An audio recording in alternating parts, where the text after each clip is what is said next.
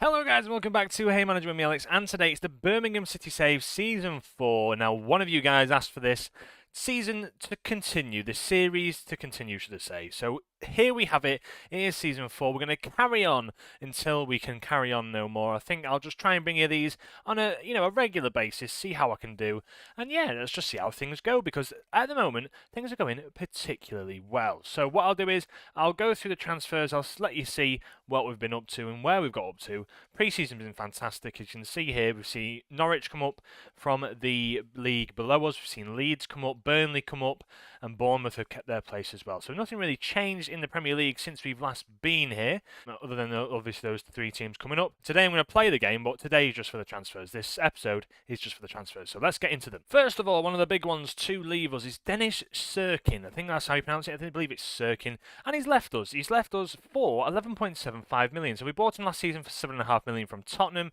who bought him from Sunderland.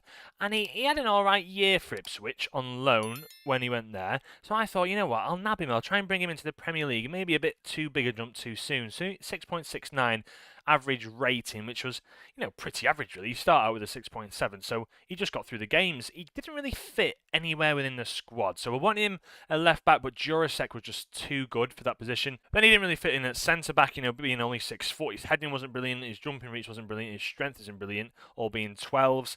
His crossing wasn't brilliant, so he didn't get forward and get assists. So for me, it was just the right time to let go of him. He's worth 27 to 38 million. He might become, one of the greater players in this sporting side, but for me, I just didn't see him doing much for us. And for 11.75 million, tidy 4 million profit over the season, I can't really see why else we should really keep him, to be honest, because he just, he wanted a bit more money. It wasn't brilliant. So we've let him go. So Dennis Sirkin, he has left the club. Next up is Peter Atibo, the Nigerian. He has left. He was asking for an absolute ton of money. He's gone to Getafe, though. So he had some pretty good years for us, I've got to admit. Came in on a free, 6.96 he played, and then for a 7 average rating. And then for the last 2 years, last year, should I say, actually, he didn't have a place in the squad. So I did try to get rid of him. In his contract, he had an £11.25 million release clause if they wanted to buy him. They did want to buy him. He had a very average year, 6.72, and Getafe wanted him. They got relegated with him, which was very interesting, but they wanted to sign him, and they've bought him. I think they actually had a permanent buy clause in, so they've bought him. Technically, wasn't fantastic, good tackling and good dribbling, but otherwise, just, he was a very good championship player, let's put it that way. 5'9" for a defensive midfielder as well. He's not really going to be great in the air, is he? As you can see here, 8 heading, 9 jumping reach.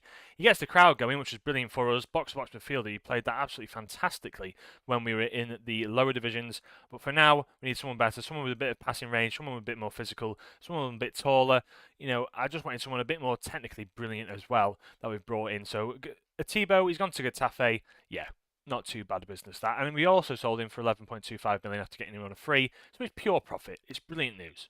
Next up, Donny van der Beek, the number 6. He has left. So we got him, I think we got him at the end of the championship season when he had no club. He was looking for a club. It was just right at the end of the season after the championship when we got promoted, and we got him in for £8,000 a week. He'd left United got rid of him, we got him straight in just before the season ended, so he was desperate for a club really. For 8k was all we had to pay him. 6.85 over 21 games, 14 off the bench, 1 goal, 1 assist, not fantastic, but he did a shift. He was probably one of the betterment of the midfielders that we've actually sold on.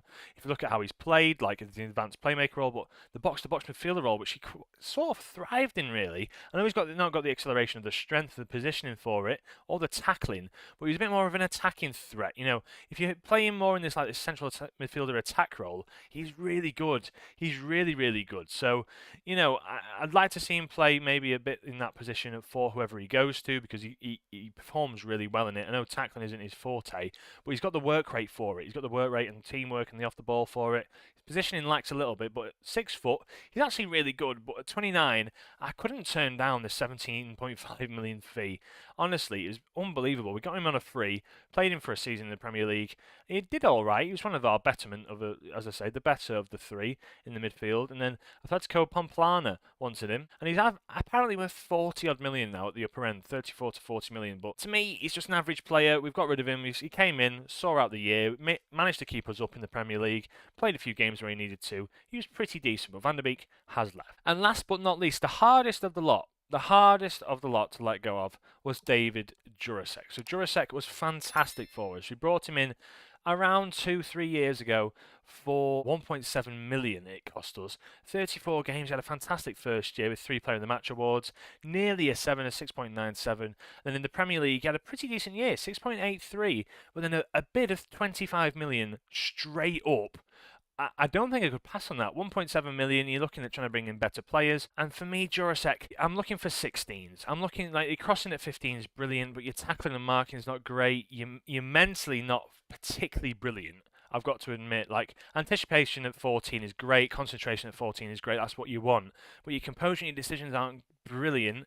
And then physically, he's actually very good. Pace is very good, his balance is very good, his strength's very good, his jumping reach is decent enough as well at 6 foot. So in the air, it's not really a bad thing.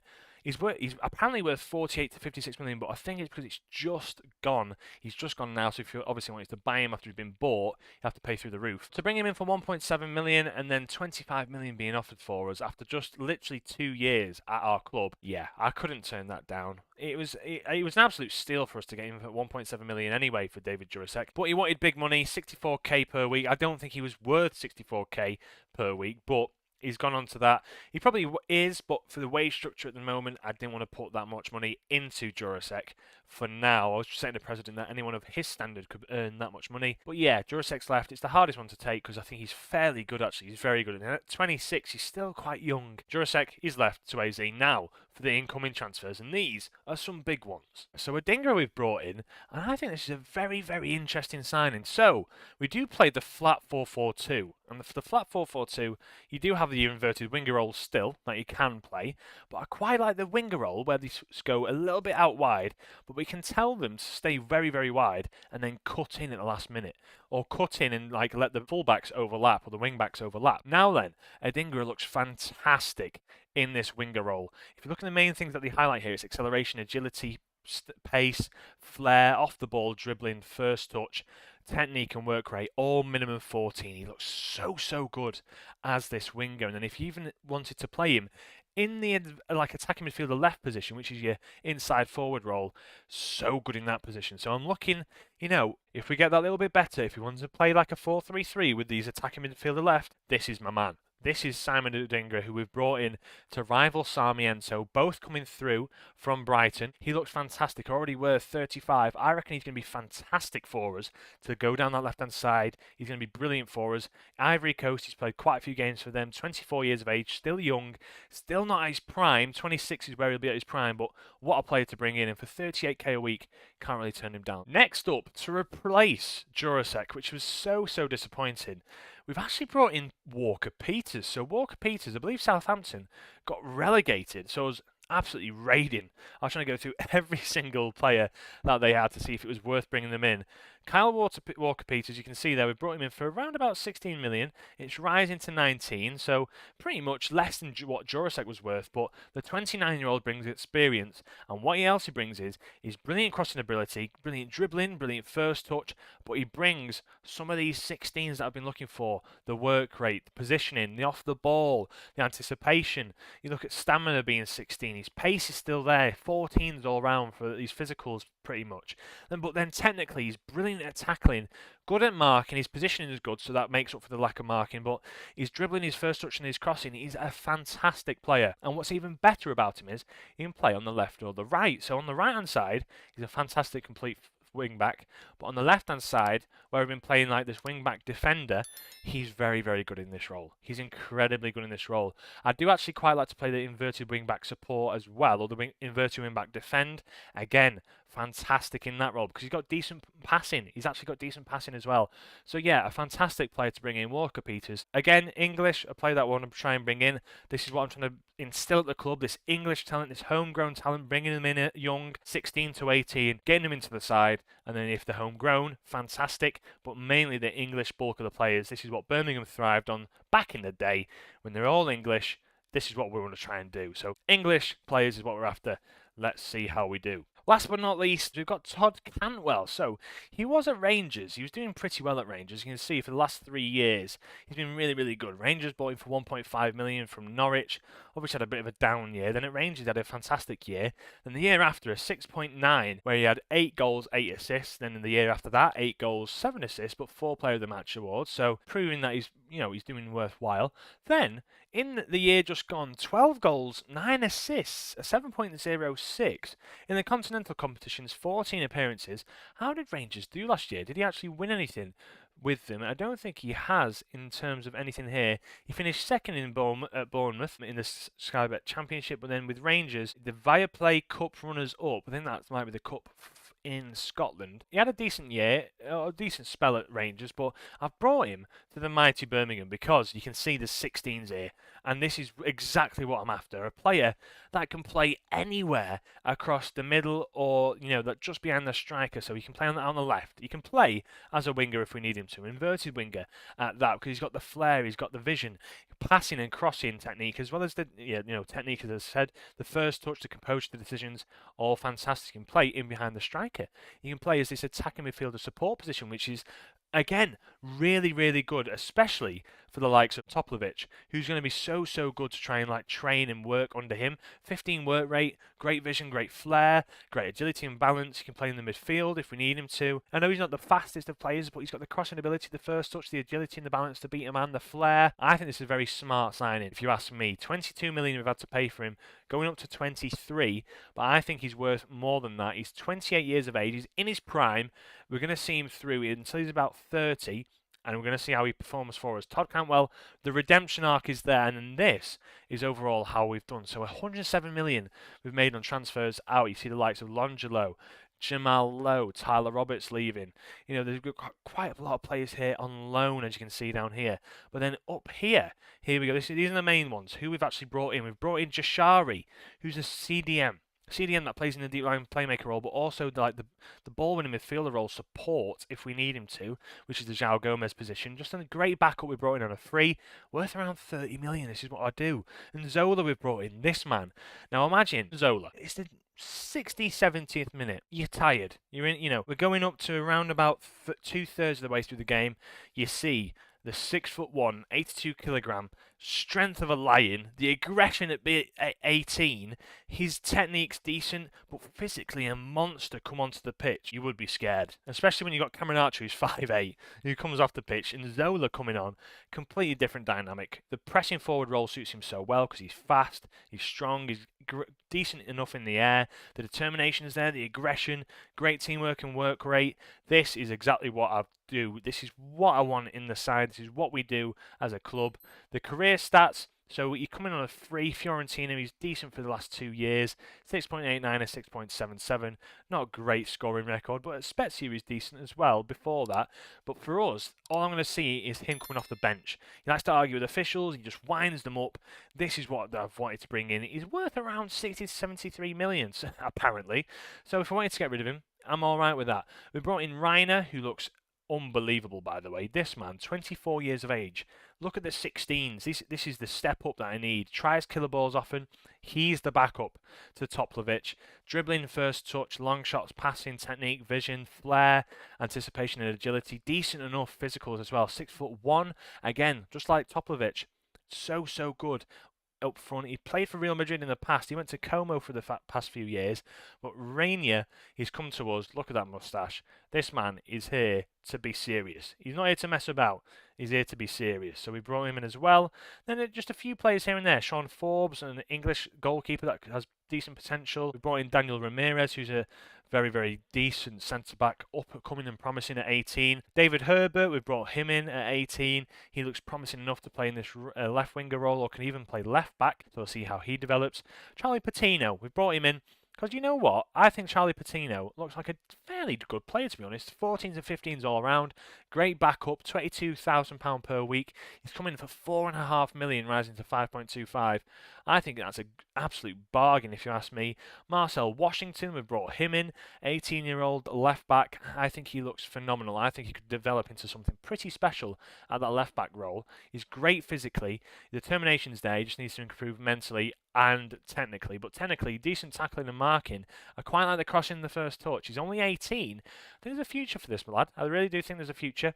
Molina, we've brought him in. He looks brilliant, by the way. 18 years of age. He's sitting in our academy. He's worth around about 66 million. I've offered him on loan, but I would like him to just, have 1 year in the under 18s and then maybe see him, if we can maybe bring him through and train him in our country, it'd be brilliant. That would be the plan. And then other than that, Brunel we brought in. He's 18. He looks like an absolute world beater. An absolute world beater. He's on our bench at the moment. But if you look at him, Belgian 18-year-old, he looks unreal. 5'10", great winger, can play even like sit in the 4-4-2. He can play as a winger as well because that's what he loves. Acceleration, agility, the flair's there already. Off the ball, the crossing's 14. He looks like he's going to rival some of the lads up front. And then George, I don't actually know how to pronounce that. Ilanikina, I believe that's how you pronounce it. Ilanikina. He is the exact same mould as Cameron Archer, but he's tall. 6'1". If you compare him to Cameron Archer, who I'll just show you quickly now. Cameron Archer here. Exact same mould. Physically and mentally, just a little bit better, but technically pretty much the same. As you can see here, there's not really much in it, to be honest with you, but he's just about as good as Cameron Archer technically. Mentally, he's going to develop it because he's only 19 years of age. Cameron Archer, obviously being 24, has developed a little bit of that so far, but you can see here, composure, the off the ball is only 2 less. It's not too bad at the moment. And then physically, you see here, George Ilanikina, actually only 13 for acceleration, only 13 for pace. That's where Cameron Archer has him really physically. But he's got a bit more to him. His strength's there, the jumping reach is there, the heading is a little bit better. But George Ilanikina, let's see how he does. He's gone back to Antwerp on loan for a season. Then David Jones, the final one to finish this episode, he has come in. And again, another player that at 18 years of age, I reckon another right winger, but I think maybe becoming like a striker. Again, another player that can play out on the right. Really, really good physically. Unbelievable physically. Technique is already there. The determination and flair is already there. Just need to see him grow up a little bit, really. The mentality needs to be improved, but David Jones is there as well. So the side looks a bit like this. We've been going for quite a while now. Hopefully I'll cut this down as best as I can, but it looks a bit like this in the 4-4-2. We've got Sarmiento on the left with James and João Gomez. Cantwell sits in there at the moment because we do have James McCarthy, who is injured, who was fantastic for us last year, by the way. 6 assists, 4 goals, 7.03 coming in for around about 20 million all together. He was very, very good for us. João Gomez and James sitting in the midfield. Topovic, attacking midfielder, attack. He looks phenomenal. Look at him. Long shot 16. He's so good at the moment. Anticipation and vision is really good. And he's only improving. He's only 20 years of age. Real Madrid were sniffing. They were sniffing around at him. 20 years of age. They wanted him. But I gave him a new contract at 65k per week. He's now our star player. And obviously we've got Nipan, Chris Mullins here for 1 more year, the last rodeo for him. And obviously the youngsters down here, and that's Shaibu. Honestly, this kid's going to go all the way to the top. 16 years of age. He's wanted by loads of people. I've offered him a contract, I believe. But wow, this kid is special. I'm honestly close to probably starting him. 6.55 he had in the 2 games we actually started him in the league or played him in the league. But he looks special. If you can play maybe this attacking midfielder or advanced forward role, that would be unbelievable. But even as an inside forward, I think this man's going to go far. An inside forward attack. Look at that. That's the one I think, because he's great pace to him. His composure and anticipation needs to get better, but he's going to learn with the squad. He's playing with the under-21s, as you can see, under-18 should I say actually, just before he comes up all the way. But yeah, for now, that's it. So I hope you guys did enjoy this video. If you did, please as ever leave a like, subscribe if you're not new, and I'll catch you in the next one. This is, thanks for the support on this. I've really enjoyed doing this series. This series has been fantastic for the channel as well, the Birmingham City save. It was pretty hard to follow the Dortmund save, I've got to be honest with you, because that was such an exciting save. We did so well in it, winning the Bundesliga back to back 4 times in a row. It was something special. So this time round, sub managers 245 with absolutely smashed this out of the park. I think I'm going to start this back up around about February, maybe just before the new year. I never thought I'd actually get 50 more subscribers, and you'll be looking at maybe like revitalising the channel to where it is now, where we're doing pretty well with everything as we're going along into the FPL, and this series FM25 is coming close. Absolutely brilliant stuff. So thank you guys for all the support. I really appreciate it as ever. And yeah, I shall catch you in the next one. From me, Alex, have a great day. Ciao.